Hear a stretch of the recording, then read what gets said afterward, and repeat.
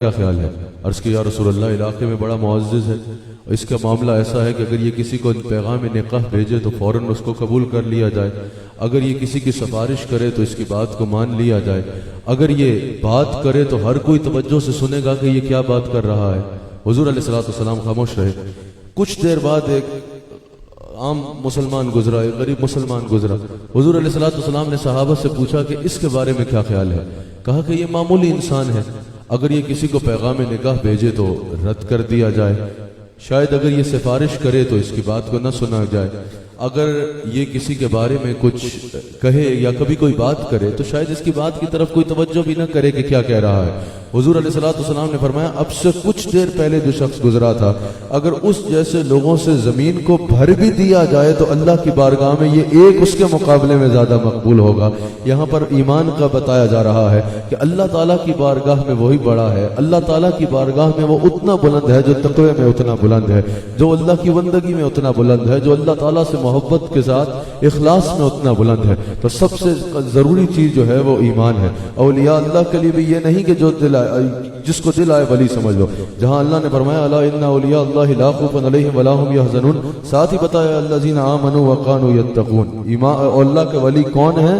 جو کامل ایمان والے ہیں اور کامل تقوی والے ہیں۔ جہاں یہ شان ہے وہاں ساتھ ہی اللہ تعالیٰ نے پہچان بھی بیان کر دی کہ ولی اپنی مرضی سے کسی کو نہیں کہنا، صرف کسی ولی کے صاحبزادہ ہونے کی وجہ سے کسی کو ولی نہیں مان لینا، صرف کسی خانقاہ کا صاحب سجادہ ہونا ہی ولایت کی دلیل نہیں ہے، بلکہ ولایت کی اولین دلیل یہ ہے کہ الذین آمنوا وكانوا يتقون۔ اس ترازو میں تولو کہ کیا یہ ایمان میں کامل ہے یا نہیں ہے، عقیدہ ایمان کا حصہ ہے، یقیناً عقیدے میں کامل ہے یا نہیں ہے، اور پھر تقوی میں کامل ہے یا نہیں ہے، اللہ کی نافرمانی سے رکتا ہے یا نہیں، یہ معیار ہے۔ اس معیار کو ذہن میں رکھو۔ اللہ کی بارگاہ میں وہ بڑا ہے جو تقوی میں بڑا ہے، اللہ کی بارگاہ میں وہ بڑا ہے جو اس کی فرما برداری میں بڑا ہے، اور ایمان کا اہم ترین تقاضا جو ہے وہ حسن اخلاق بھی ہے، جس کو اپنانا آپ سب کے لیے بے حد ضروری ہے۔ اللہ تعالی ہم سب کو حسن اخلاق کو اپنی زندگی میں اپنانے کی توفیق عطا فرمائے۔ حضرت قبلہ مفتی اعظم پاکستان حضرت قبلہ مفتی منیب الرحمان صاحب اپنے ارشادات سے ہم سب کو نوازیں گے۔ اب ہم تن گوش ہو جائیے اور انشاءاللہ حضرت اپنی گفتگو سے آپ سب کے قلوب و اذہان کو منور فرمائیں گے۔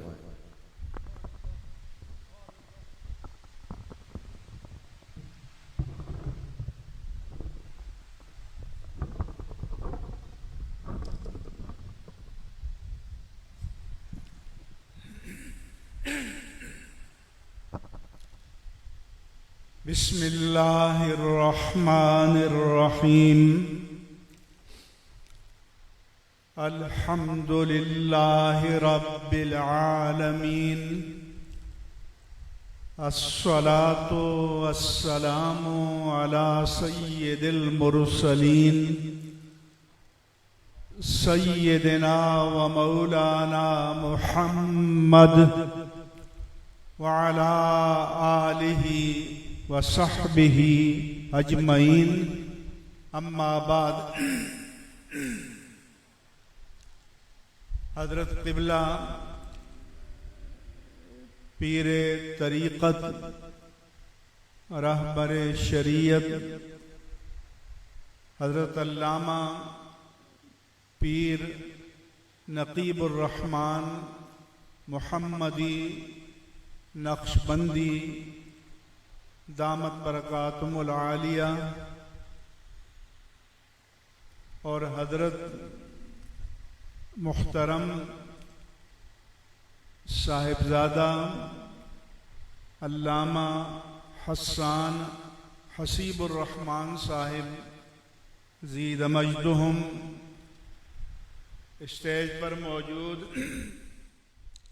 علماء کرام، معززین کرام، حاضرین مجلس، اور اس آستانہ عالیہ محمدیہ نقشبندیہ کے جملہ وابستگان، مریدین، مسترشدین، محبین اور منسلکین، آپ سب کی تکریمات و تشریفات کے ساتھ چند گزارشات پیش کروں گا۔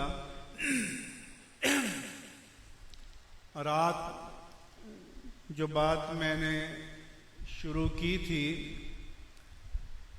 کہ اللہ تبارک و تعالی نے انبیاء کرام اور رسول اعظام کی بعثت کا اہتمام کس حکمت کے تحت کیا، اس لیے کہ عقل سلیم سے کوئی یہ تو جان سکتا ہے کہ ساری کائنات کا کوئی نہ کوئی بنانے والا، پیدا کرنے والا، خالق اور مالک موجود ہے، اور ہمارا بھی کوئی رب، کوئی خالق، کوئی مالک موجود ہے، لیکن ہم اپنی عقل سے یہ فیصلہ نہیں کر سکتے کہ اس معبود مطلق کے ساتھ ہمارا رشتہ کیا ہے، تعلق کیا ہونا چاہیے، اور ہم اس کو راضی کرنا چاہیں تو کیسے راضی کر سکتے ہیں۔ اس کے لیے اللہ تبارک و تعالی نے انبیاء کرام اور رسول اعظام علیہم الصلاۃ والسلام کو مبعوث فرمایا، اور ان کا کام یہ تھا کہ جو اللہ کے بندوں کی پیشانی بتوں کے سامنے، لات، منات، حبل اور عزا کے سامنے جھکی ہوئی تھی، کوئی سورج کو سجدہ کر رہا تھا، کوئی کواکب و نجوم کو سجدہ کر رہا تھا، کوئی آگ کی پرستش کر رہا تھا، کوئی اپنے میں سے انسانوں کو اپنا معبود بنائے ہوئے تھا۔ تو اللہ کے رسول نے آ کر بتایا کہ ان میں سے کوئی تمہاری عبادت کا حقدار نہیں ہے، تمہاری عبادت کا حقدار وہی ہے جس نے تمہیں پیدا کیا۔ اور وہ پیشانیاں جو پتھر کے بتوں کے سامنے جھکی ہوئی تھی، وہ پیشانیاں جو آگ کے سامنے سجدہ ریز تھی، ان کو پستی سے اٹھایا اور اللہ کے رسول نے انسانی عظمت کے مقام پر فائز کر دیا اور اپنے معبود مطلق کے سامنے سجدہ ریز کر دیا۔ آج جس دنیا سے ہمارا واسطہ ہے، اس دنیا نے یہ تصور دیا کہ بابر بعیش کوش کہ عالم دوبارہ نیست، اور لن یہلکنا الا الدہر وما نحن بمبعوثین، کہ زمانہ ہمیں ہلاک کر دے گا اور قصہ تمام ہو جائے گا، اس کے بعد کچھ بھی نہیں ہے۔ تو یہ اللہ کے رسول نے آ کر بتایا کہ وَإِنَّ الدَّارَ الْآخِرَةَ لَهِيَ الْحَيَوَانِ، کہ یہ دنیا تو تمہارے لیے ایک ٹرانزٹ کیمپ ہے، یہ دنیا تو تمہارے لیے ایک عارضی قیام کی جگہ ہے، تمہارا اصل جو گھر ہے وہ آخرت کا گھر ہے۔ جب ہمیں یہ سمجھ فرمایا کہ کن فی الدنیا کانکا کعابری سبیل، دنیا میں ایسے رہو کہ جیسے کوئی مسافر کسی سرائے پہ جا کر رات کو قیام کرتا ہے اور اگلی صبح اپنے منزل کی طرف روانہ ہو جاتا ہے۔ ہمارے ہاں بڑے بڑے محلات اور مکانات بنتے ہیں، اور بیگمات جب اس کو خریدنے سے پہلے دیکھنے جاتی ہیں تو سب سے پہلے کچن کو اور واش روم کو دیکھا جاتا ہے کہ کس شان کا بنا ہوا ہے اور سب سے قیمتی ہوتا ہے، لیکن کوئی آپ نے نہیں دیکھا ہوگا کہ اس نے جا کر باتھ روم میں اپنا بستر بچھا لیا ہو اور اسے اپنی آرام گاہ بنا لیا ہو اس سے تعلق ضرورت کی حد تک ہوتا ہے، اور ضرورت کی تکمیل کے بعد کوئی 1 منٹ بھی وہاں نہیں ٹھہرنا چاہتا ہے۔ تو اس طرح مومن کا تعلق بھی اس دنیا سے ضرورت کے مطابق ہونا چاہیے۔ مغرب نے انسان کو حیوان کے درجے میں اتار دیا اور یہ بتایا کہ ساری لذتیں جنس میں ہیں، کام و دہن میں ہیں، اس دنیا کی راحت و سرور میں ہیں۔ اگر ان کے بس میں ہو تو اس ساری جنسی لذت کو یا لذت کام و دہن کو ایک لمحے میں سمیٹ کر اپنے وجود میں جذب کر لے اور دائمی راحت مل جائے، مگر اس دنیا میں ایسا ہونا ممکن ہی نہیں ہے۔ وہ جو دائمی اور ابدی راحت ہے وہ قیامت کے بعد اللہ تعالیٰ کی بارگاہ میں ملے گی۔ اس لیے میں نے عرض کیا تھا کہ اللہ کے رسول آدم کے بیٹے کو انسان بنانے آئے تھے، اس لیے کہا گیا کہ آدمی کو بھی میسر نہیں انسان ہونا، کہ ہر بنی آدم کا بیٹا تو ہوتا ہے، لیکن جو انسان کامل اللہ تعالیٰ دیکھنا چاہتا ہے وہ کوئی بنتا ہے اور کوئی ہوتا ہے۔ لہذا اللہ کے رسول نے جو ہیومن ریسورس اور انسانی اثاثہ تیار کیا، یہ جو تصوف کے مراکز جس طرح کا انسانی اثاثہ تیار کرنا چاہتے ہیں، وہ ایک حیوانی وجود نہیں ہے بلکہ مورل اور ایتھیکل پرسنالٹی ہے، ایک اخلاقی وجود ہے، ایک مجسم اخلاقی وجود ہے، اور یہ مراکز اس میں ڈالنے کے لیے آئے ہیں۔ اور یہ مراکز کئی جگہ ہیں، لیکن ہمیں عملی نمونہ بہت کم ملتا ہے۔ یہاں مجھے یہ نمونہ ملتا ہے کہ بندگی عجز کا نام ہے، تواضع کا نام ہے، انکسار کا نام ہے، اور مجھے پیر صاحب کی شخصیت میں تواضع بھی ملی، انکسار بھی ملا، عجز بھی ملا۔ لیکن شیخ سعدی نے کہا کہ گداگر تواضع کند خوئے است، کوئی بھیکاری اگر عاجز بن کر آپ کے سامنے نہیں آئے گا تو آپ اسے خیرات نہیں دیں گے۔ وہ آ کر یہ نہیں کہہ سکتا دے دے ورنہ تمہاری ایسی کی تیسی، وہ تو عاجز بن کر آئے گا تو آپ اس کے کشکول میں کچھ ڈالیں گے، لیکن اس کا عجز اور اس کا انکسار اور اس کی تواضع قدر رکھتی ہے کہ جس کو اللہ نے اس دور کے اعتبار سے عظمتوں سے نوازا۔ تو میں نے قبلہ پیر صاحب میں یہ عجز دیکھا، یہ تواضع دیکھی، یہ اخلاق دیکھا، اور اللہ کے رسول کا وعدہ ہے کہ من تواضع للہ رفعہ اللہ، جو اللہ کے لیے تواضع کو اختیار کرتا ہے اللہ تعالیٰ اسے عظمتیں عطا فرماتا ہے۔ اسی طرح یہ مراکز اس لیے ہیں کہ ہمارا قلب، ہمارا ذہن جو زنگ آلود ہو چکا ہے گناہوں کے میل سے، بدی کے میل سے، معصیت کے میل سے زنگ آلود ہو چکا ہے، ان کو دوبارہ صاف کر کے، شفاف کر کے، سیقل کر کے، پالش کر کے دوبارہ سامنے لائیں۔ اس تربیت کا نام ہے۔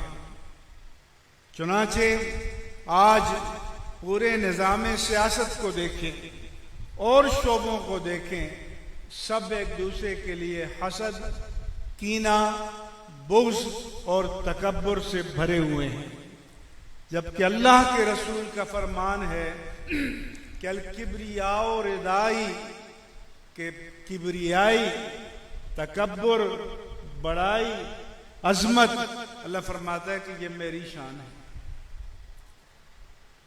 अल मलिकुल कुद्दूसुस सलामुल मुमिनुल मुहैमिनुल अजीजुल जब्बारुल मुतकब्बिर।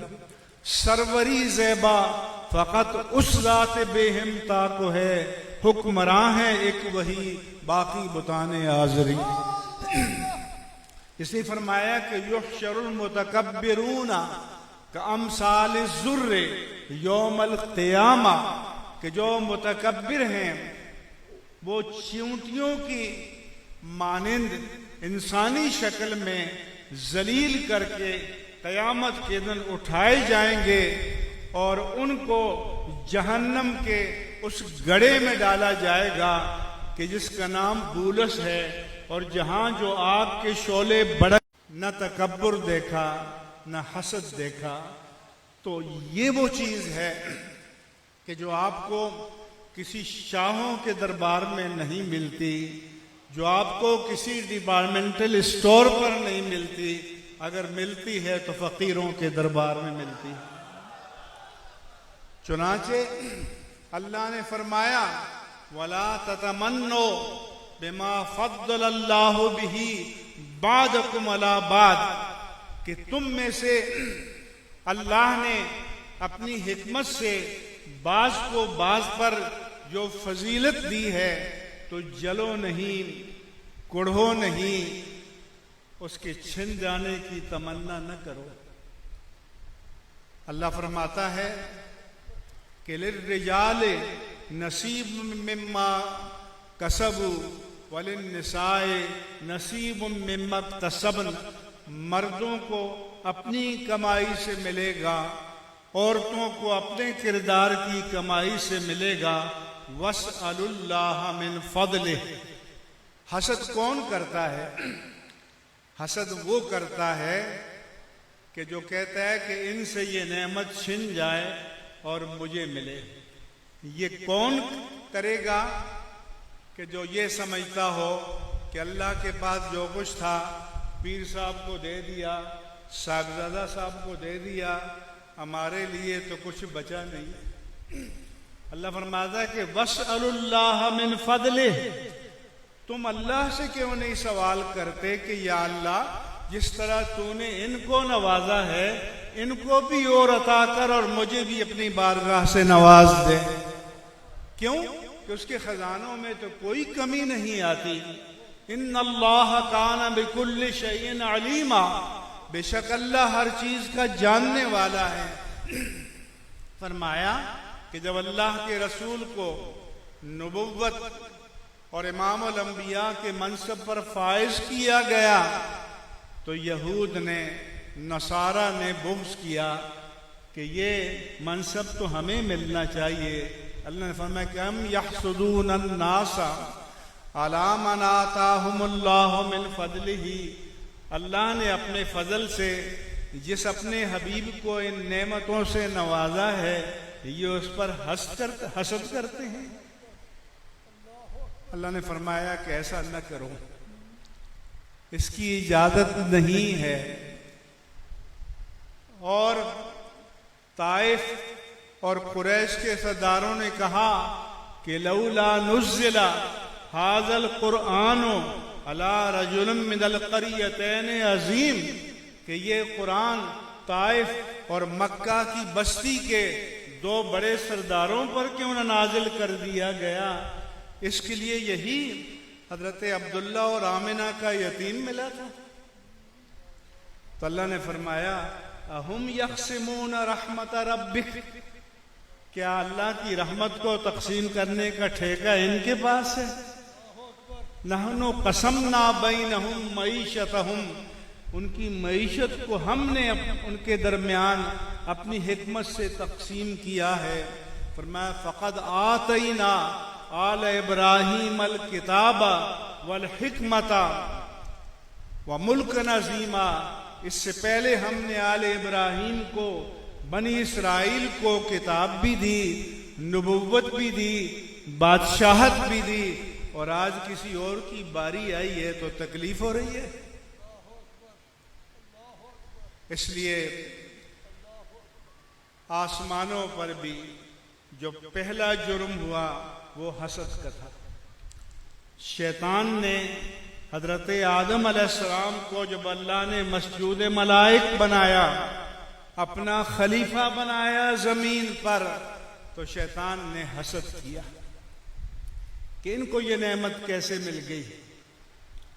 زمین پر بھی جو پہلا جرم ہوا وہ آدم علیہ السلام کے دو بیٹے حابیل اور قابیل تھے، اور جب دونوں نے قربانی پیش کی، حابیل کی قبول ہو گئی، قابیل کی رد ہو گئی، تو وہ بھی حسد کی آگ میں جل گیا اور اس میں آ کر اپنے بھائی کو قتل کر ڈالا۔ اللہ فرماتا ہے کہ یہ فیصلے کرنا اس کا کام ہے کہ کس کو کیا دینا چاہیے۔ ہو سکتا ہے جو ان کو دیا ہے ہم میں سے کسی کے پاس ہوتا تو ہمارا ظرف ہی اتنا نہ ہوتا۔ تو بڑی نعمت کو سنبھالنے کے لیے بڑا ظرف چاہیے، بڑا حوصلہ چاہیے، بڑی قدر و منزلت چاہیے، مگر حسد نہ کرو۔ اور حاسد کیا کون ہوتا ہے؟ شیطان نے بھی فرمایا فَأَزَلَّهُمَ الشَّيْطَانُ آدم وَعَصَمَهُمَا إِنِّي لَكُمَا لَمِنَ النَّاصِحِينَ، اور ہمیشہ دشمن ویل وشر بہی خواہ کے روپ میں آتا ہے، کیونکہ سامنے آ کر کھڑا ہو تو دشمن پہچان لیا جاتا ہے، مارے آستین بن کر آئے تو پہچاننا دشوار ہوتا ہے۔ وہ قسمیں کھا کر یقین دلاتا رہا کہ میں آپ دونوں کا خیر خواہ ہوں، میں تو آپ کے بھلے کی بات کرتا ہوں۔ اس لیے ہمیشہ دشمن بہی خواہ کے روپ میں آتا ہے، خیر خواہ کے روپ میں آتا ہے، ویل وشر کے روپ میں آتا ہے۔ اس کے مکر کو، فریب کو، جال کو پہچاننے کے لیے اللہ والوں کی نظر چاہیے، اللہ والوں سے رشتہ جوڑنا چاہیے۔ اس لیے جب اللہ نے فرمایا کہ ما منعک اللہ تسجد اذ امرتک، اے ابلیس جب میں نے تمہیں حکم دیا تھا اس خاک کے پتلے آدم کو سجدہ کرو تو کس چیز نے تمہیں روکا؟ اس نے کہا خلقتنی من نار وخلقتہ من طین، اے اللہ تو نے آدم کو مٹی سے بنایا، مجھے آگ سے بنایا۔ آگ لطیف ہوتی ہے، مٹی کثیف ہوتی ہے، تو میں لطیف چیز اعلیٰ ہوتی ہے، کثیف ادنا ہوتی ہے، میں اعلیٰ ہو کر ادنا کے سامنے کیسے جھک جاتا؟ اس نے اللہ کے حکم کو رد کرنے کے لیے عقل کا سہارا لیا، منطق کا سہارا لیا۔ حالانکہ یہ عقل کی نعمت تو اللہ نے اس لیے دی ہے کہ عقل قرباں کن بپیش مصطفیٰ، کہ عقل کو وحی ربانی کے سامنے قربان کر دو، عقل کو وحی ربانی کی حکمتوں کو سمجھنے کے لیے استعمال کرو، رد کرنے کے لیے استعمال نہ کرو۔ تمہیں کیا پتا کہ کمال ذرہ خاک میں ہے یا کمال ذرہ آگ میں ہے؟ وہ چاہے تو ذرہ خاک کو مسجود ملائک بنا دے، وہ جس کو چاہے عظمتوں سے نواز دے۔ اسی جب اللہ کے رسول صلی اللہ علیہ وآلہ وسلم سے پوچھا گیا کہ ای الناس افضل یا رسول اللہ صلی اللہ علیہ وسلم، لوگوں میں سے سب سے افضل کون ہے؟ آپ صلی اللہ علیہ وآلہ وسلم نے فرمایا کہ کل صدوق اللسان و مخموم القلب، کہ جس میں دو کوالٹی ہونی چاہیے، صدوق اللسان اور مخموم القلب۔ قالوا، صحابہ نے عرض کیا صدوق اللسان نعرفہ، صدوق اللسان کے معنی تو سمجھ میں آ گئے کہ سب سے بڑا سچا، سب سے پکا سچا، سب سے کھرا سچا، لیکن یہ مخموم القلب کے کیا معنی ہیں؟ تو میرے آقا و مولا صلی اللہ علیہ وآلہ وسلم نے فرمایا کہ تقی نقی لا اسم فیہ ولا بغی ولا غل ولا حسد، کہ یہ وہ پاک دل، شفاف دل اور نورانی دل بندہ مومن ہے، جو پاک باز ہے، جو متقی ہے، جس میں گناہ کی کوئی آلائش نہیں ہے، جس میں کوئی سرکشی نہیں ہے، جس میں کوئی کینہ نہیں ہے، جس میں کوئی حسد نہیں ہے، وہ مخموم القلب ہے، اور وہ سب سے افضل لوگوں میں سے ہے۔ کہ قلب کا پاکیزہ ہونا، قلب کا نورانی ہونا، جو اللہ والوں کی مجلس میں ان کی برکت سے ان کے قریب آ کر نصیب ہوتا ہے۔ میرے آقا و مولا صلی اللہ علیہ وآلہ وسلم نے فرمایا کہ لا یجتمع ایمان و حسد فی قلب عبد، کہ کسی مومن خالص اور مومن کامل کے دل میں ایک وقت میں ایمان اور حسد جمع نہیں ہو سکتے۔ تو پھر ہمیں ٹٹول کر اپنا جائزہ لینا چاہیے کہ ہمارے قلب و ذہن کے کسی گوشے میں کسی کے لیے حسد تو نہیں ہے۔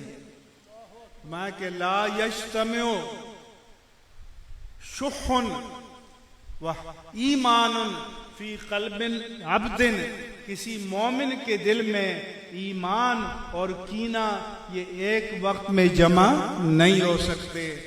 دل کو یا تم نے ایمان کا ٹھکانہ بنانا ہوگا، اور یا اسے کینہ، بغض، حسد، نفرت، اناد کا مرکز بنانا ہوگا۔ دونوں چیزیں میرے آقا نے فرمایا کہ ایک دل میں جمع نہیں ہو سکتی۔ حدیث پاک میں آتا ہے کہ حضور کی مجلس بپا تھی، آپ نے فرمایا کہ تھوڑی دیر پہلے ایک شخص آئے گا جو کسی جنتی کو دیکھنا چاہے اسے دیکھ لے۔ صحابہ نے دیکھا کہ ایک انصاری آئے، وضو تازہ کر کے بائیں ہاتھ میں جوتا پکڑا ہوا بغل میں، دائیں ہاتھ سے داڑھی کو صاف کر رہے ہیں، وہ چلے گئے۔ اگلے دن پھر مجلس برپا تھی، پھر آپ نے فرمایا کہ جو جنتی کو دیکھنا چاہے ایک شخص ابھی آئے گا، دیکھ لو۔ تھوڑی دیر دیکھا تو وہی انصاری صحابی ہاتھ میں بائیں ہاتھ میں جوتا اور دائیں ہاتھ سے وضو کی داڑھی کو صاف کر رہے ہیں۔ تیسرے دن پھر مجلس رسالت بپا تھی، آپ نے پھر فرمایا جو کسی جنتی کو دیکھنا چاہے ابھی دیکھ لے۔ پھر وہی انصاری صحابی آئے، اسی ہیئت میں آئے تو عبداللہ بن عمرو بن عاص کہتے ہیں کہ عشاء کے بعد میں اس کے پیچھے چل پڑا، چلتے چلتے اس کے گھر تک گیا اور کہا کہ میرے بھائی، گھر والوں کے ساتھ کچھ کھٹپٹ ہو گئی ہے، اور میں نے کہا میں 3 دن تک تمہارے پاس نہیں آؤں گا، تو آپ مجھے 3 دن ٹھکانہ دے دیں گے؟ انہوں نے کہا دے دیتے ہیں، آ جاؤ۔ کہنے لگے گھر میں ٹھکانہ دے دیا۔ ایک رات گزاری، دوسری رات گزاری، تیسری رات گزاری۔ میں یہ جاننا چاہتا تھا کہ کون سا ایکسٹرا آرڈینری، غیر معمولی ان کا عمل ہے کہ جس کی وجہ سے 3 دن مسلسل اللہ کے رسول نے جماعت صحابہ کے سامنے اسے جنتی ڈکلیئر کیا۔ کہ لگے ہماری طرح نماز پڑھتے تھے تو بتا رات کو جب کروٹ بدلتے تھے تو اللہ کا ذکر شروع کر دیتے تھے، صبح اٹھتے تھے معمول کے مطابق تہجد، فجر کی نماز، کوئی غیر معمولی بات نہیں۔ تو تیسرے دن جب میں صبح ہوئی تو میں نے کہا کہ بھائی بات یہ ہے کہ گھر والوں کے ساتھ کھٹپٹ نہیں ہوئی تھی، میں تو یہ جاننے کے لیے آیا تھا کہ آپ میں کون سی خوبی ہے کہ جس کی وجہ سے 3 دن مسلسل اللہ کے رسول نے آپ کو جنتی ڈکلیئر کیا ہے۔ کیونکہ یہ کام تو ہر صحابی کرتا تھا، سارے صحابی کرتے تھے، نمازیں بھی باقاعدگی سے، ذکر اذکار بھی باقاعدگی سے، تہجد بھی باقاعدگی سے، نمازیں بھی باقاعدگی سے. تو انہوں نے کہا کہ بھائی بس میں ویسا ہی ہوں جیسا تم نے دیکھا. تو وہ سلام کر کے چل پڑے. چند قدم گئے تو انہوں نے بلایا واپس کہ بھائی جان ذرا سا آ جاؤ. وہ واپس پلٹ کے آئے. انہوں نے کہا کہ ایک بات ہے کہ میرے دل میں کسی کے لیے نہ کینہ ہے نہ حسد ہے. اللہ اکبر، اللہ اکبر، تو عبداللہ بن عمر نے فرمایا کہ اب مجھے سمجھ میں آ گیا. اللہ اکبر. اس کسوٹی پر پورا اترنا یہ آسان بات نہیں ہے.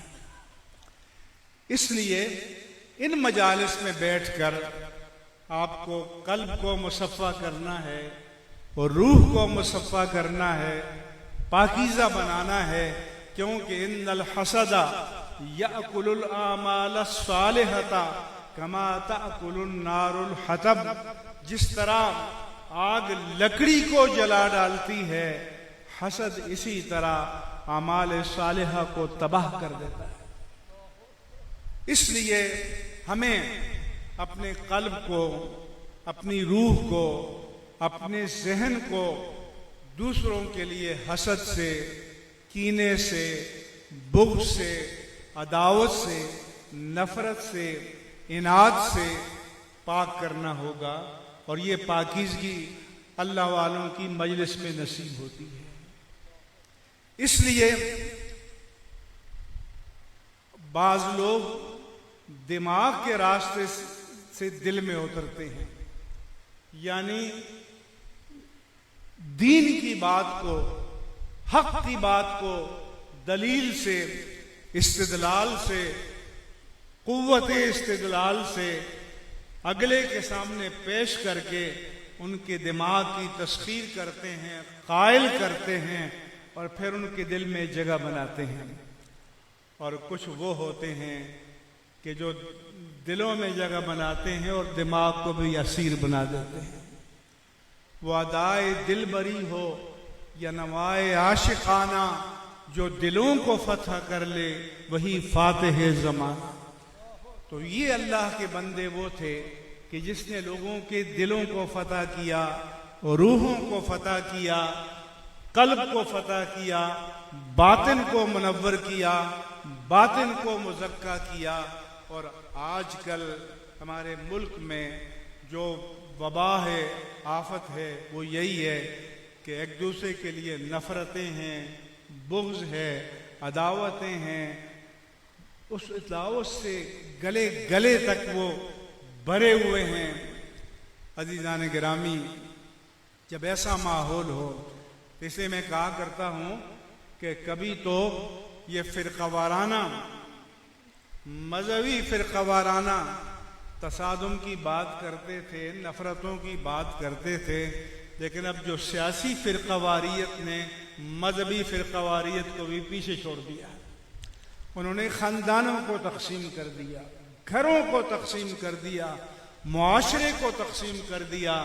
بیٹی کو باپ سے اور باپ کو بیٹی سے، بیٹے کو باپ سے اور باپ کو بیٹے سے اور بھائی کو بھائی سے جدا کر دیا. ان نفرتوں کی آگ میں معاشرے کو جلایا جا رہا ہے. ایسے میں میرے عزیزو، اگر کوئی صاحبان رحمت ہے تو یہ اللہ والوں کے دربار ہیں، یہ اللہ والوں کی مجالس ہیں کہ جہاں آپ آئیں تو آپ کو نفرت نہیں ملے گی، بغض نہیں ملے گا، عناد نہیں ملے گا، کدورت نہیں ملے گی، محبت ملے گی، چاہت ملے گی، ارادت ملے گی، پیار ملے گا اور ایک دوسرے کے لیے گنجائش ملے گی، اپنے دلوں میں جگہ ملے گی. اور اسی لیے ہمیں ان نفرتوں کے ماحول سے اپنے آپ کو دور بھی رکھنا چاہیے، پاک بھی کرنا چاہیے اور اپنے گرد و پیش کو بھی پاک کرنا چاہیے. کیونکہ اگر اس آگ میں یہ ملک جلتا رہا تو آنے والے دن بڑے خطرناک ہوں گے. اس لیے ہم متنبہ کرتے ہیں، خبردار کرتے ہیں کہ وہ لوگ کہ جنہوں نے قوم کو تقسیم کر دیا ہے، وہ خدا را اس قوم پر رحم کریں، اس کو ایک امت، ایک ملت، ایک قوم اور ایک وطن بننے کے لیے موقع دیں. ہمیں ایک متحدہ منظم قوم کی ضرورت ہے کہ جہاں قوم بھی اور مسلح افواج بھی ہمارے ادارے بھی ایک ساتھ ایک صف میں کھڑے ہو کر اس وطن کی حرمتوں کا، سرحدوں کا، ناموس کا، عزتوں کا، عظمتوں کا دفاع کر سکیں۔ اللہ تبارک و تعالی ہم سب کو اس کی توفیق عطا فرمائے۔ وما علی الا البلاغ المبین۔